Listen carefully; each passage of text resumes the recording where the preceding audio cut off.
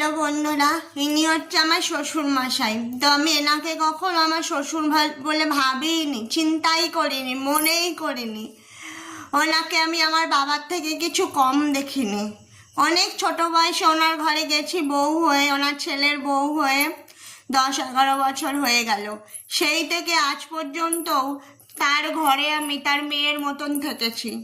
মেয়েরা যেমন তার বাবার সঙ্গে ঠিক যেমন করে, আমি আমার বাবার সঙ্গে ঠিক যেমন করি, যেমন আবদার করি, যেমন জ্বালাতন করি, আমি আমার এই শ্বশুর মশাইয়ের সঙ্গে সেম জিনিসটাই করি।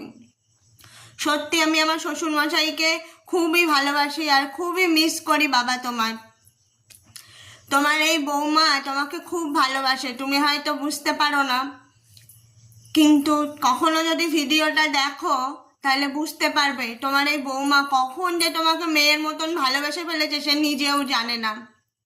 তাই তুমি সুস্থ থাকো, ভালো থাকো। আর আমার শ্বশুর মশাই আমাকে ডাকে খুব সুন্দর, খেপি বলে ডাকবে। বাবা তার মেয়েকে যেমন ডাকাডাকি করে, যেমন ভাবে কথা বলে, আমার শ্বশুর মশাই ঠিক সেম ভাবেই আমার সঙ্গে সেইভাবে কথা বলে এবং সবাইকে বলেও যে এটা আমার বিটি মেয়ে।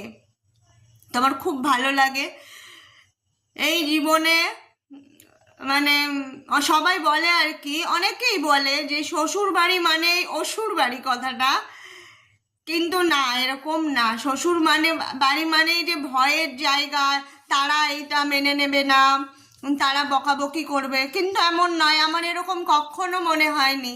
আমি যে শ্বশুর বাড়িতে যাই আসি, যাই হোক না কেন, ওখানে গিয়ে আমি যা করি, যা আনন্দ করি, তাদের সঙ্গে যেভাবে সময় কাটাই, সত্যি মানে একটা স্মৃতি হয়ে রয়ে যায় সব সময়।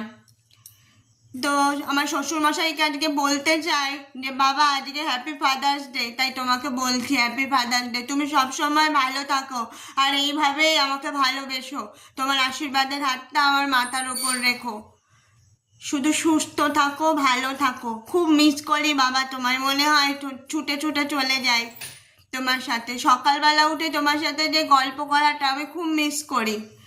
যাই হোক, সময়ে কাজের জন্যে সেটা হয়ে ওঠে না। তো ভালো থেকো, সুস্থ থেকো।